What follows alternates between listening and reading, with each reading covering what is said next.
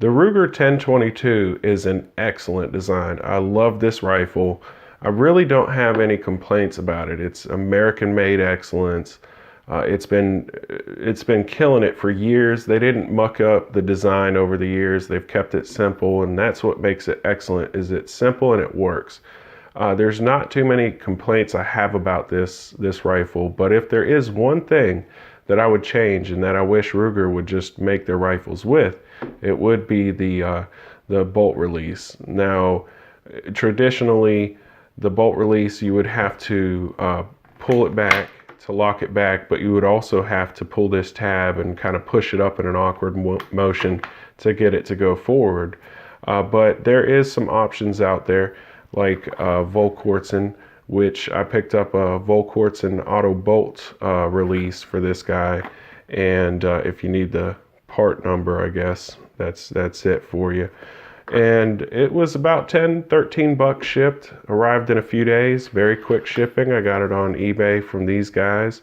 So check these guys out. They do great business. And they are a genuine authorized dealer as well. So instead of having to mess with anything, once you get it locked back, in order to let it go home, you just pull it and let it go. So if there's one upgrade I could recommend to anyone with the 1022, and if you could only do one thing, or if there is only one thing you do to yours, this is what I would recommend. So let's go ahead and get down into it. Let's tear this guy down and get this guy fixed.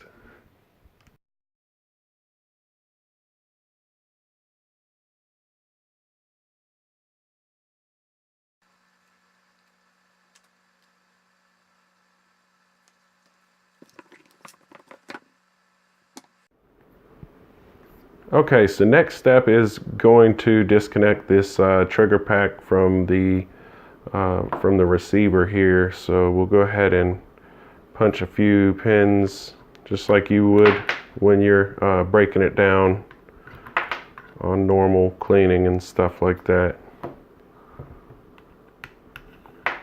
Okay, yep, all those came out pretty easy. They might be tight if yours is new.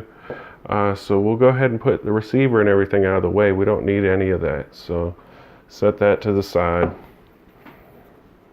We'll go ahead and put all these guys, these pins here to the side. Okay, so we're going to start by just pretty much taking most of this front end of this trigger group apart. And we're going to take this pin out and this pin out, and while doing that, it's going to get rid of our extractor or ejector, I'm sorry, and the auto bolt release, and we'll go ahead and get the mag release and spring out of the way too while we do that. Now before we get started, this top pin has this spring right here underneath it. So keep that in mind. It's going to be under pressure while you take this out. Just kind of relieve that pressure off of that spring there. And I'll show you down here, we'll get to it. That's the other part of this spring. So it goes under this bar, swirls around, and goes and rests on top of the part where we're placing. There's a shelf for this auto bolt release for that spring to rest on. So we're going to get in here. And sorry, I hope that's focused better now. So just keep in mind, and I'll show you when we go and put it back together. So we'll take this spring out. This guy's kind of loose. You know, it'll go wherever, but when you put it back, just, you know, put it back in the shelf the way it's supposed to go there. And then we got this guy. So those are held on by there. And our auto bolt release is held by this pin down here along with the mag release. They're both on that pin, and by taking that out, this is under pressure too, but not much. It won't really fly too far if it gets loose, but just keep it in mind. Maybe put your hand over while you're taking this apart and take that pin out. So we'll go ahead and start here.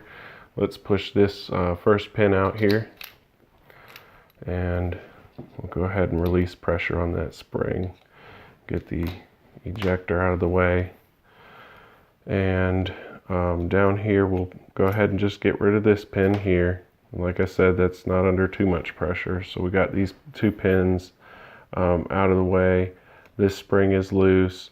As you could see down here, that's where we get tension too, and spring tension for this guy. So we're going to get back to that spring, but we can go ahead and take this part out. Comes out just like that. So we'll go ahead and rest that to the side, and I'll show you the difference in between the replacement. That's actually the replacement. I already put it in, but I'm just doing this to show you guys how it's done real quick. And if you want, you can, this will make things easier. You can go ahead and get rid of these two guys. So we'll set those two to the side. And now we have a lot of free space. And we can start by putting this guy in first. And here is the main difference. Here's the original. If you could tell right here, it's kind of got a heart shape on that guy. This guy's nice and smooth. That's the main difference. That's where it gets hung up. And we'll go ahead and make sure our springs, what I suggest is, here's the spring that goes under the bar. Go ahead and flip that guy towards the back and get this guy up here. So that way when we put this in, we're going to put it in like this. And you see that shelf? It's going to rest on that shelf right there, where that hump is. So we'll go ahead and let's get this guy kind of in position, and then flip this guy. Hold this in place because nothing's holding it in place, and just kind of get this spring down there so that guy is kind of where it needs to be. Right now it is sitting right on that shelf. So we got those guys there. And what we'll do, just to get started, I'll go ahead and put this pin in here, and kind of, it's like a 3-finger process. I'm holding with that finger, and let's see, I'm sure you guys are well capable of doing this. So just take your time, don't get frustrated, and voila. So now we got that stuff kind of held on. This guy's still loose, but it's all kind of held together. Let's back this out just a little bit, so that way we can fit the ejector, and the ejector is going to go right in there too. All right, so we'll just kind of line this up, and this will get everything secured in there. Let's get this ejector here. There we go. There we go. Yeah, it's starting to kind of line up there. All right, so just make sure you know your spring is down there, hooked on the shelf is this one. This part of the spring's underneath the pin. Ejector can float freely, but before you put it back together, just get it in that slot like that. And then on the very outside, in between this side of the trigger group, you got your replacement parts. So we got that. We're going to go ahead and kind of put this stuff back together. So it's pretty simple. This guy just goes in there, and I'll show you real quick. You're gonna take this guy, and he's gonna go in there like so. So you take this, and you see how you can push pressure. It goes right on the side in there, and it just hooks in there, and it holds that. So we got that there. Here's our slot for our hole. We're going to line all this up, and then just slide our pin back in, and you're good to go, guys. So let's get that back in. Not too hard. Just got to be patient. It's all about being patient with this stuff. You force stuff, that's when you break it. All right, so our pin's back in, and that's it, guys. That guy is fully seated in there. Everything's good to go. We got everything working good. So let's go ahead and slap it back in, and let's double check and make sure that it has fixed our issue that we're trying to resolve. Okay, so let's go ahead and piece this guy back together. You just want to make sure before you put your trigger pack back in that your ejector's in the slot right there, and you kind of slide your safety to the middle so it's not hanging up all on one side, which is kind of tough to do, but you just do your best with it. Get it so it's not all the way on one side. or the other. We'll go ahead and slide this guy in. We'll put these pins back in here.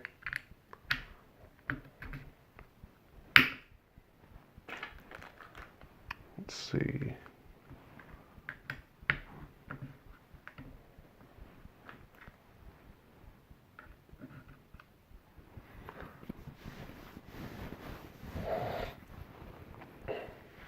Okay, now we'll go ahead and put it back in the stock.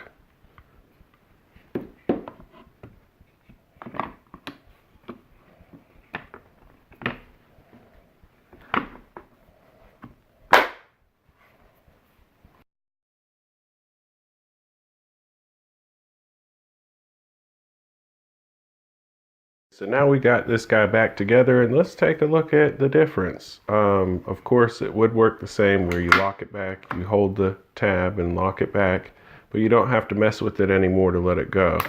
So you just pull the tab and let it go.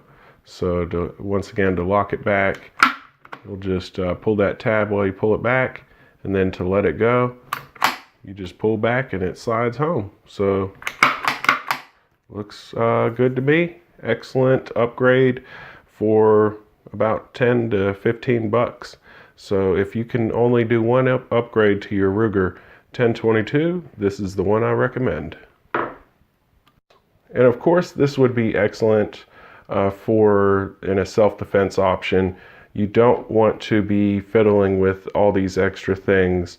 You know, I get it, Ruger put it on there probably from a safety standpoint, but once it's yours, you need to tune your rifle if you can to what's easiest for you to use. And if you are going to use this, let's say as a survival option or for self-defense, your motor skills in those situations aren't going to be as fine-tuned. And even just at the range and just out and about on a regular basis at the house fiddling with this rifle, it can be difficult to get that disengaged. So to eliminate that whole process and not have to worry about it is so key and clutch. So once again, thank you so much for tuning in. And as always, like, subscribe, and share for more.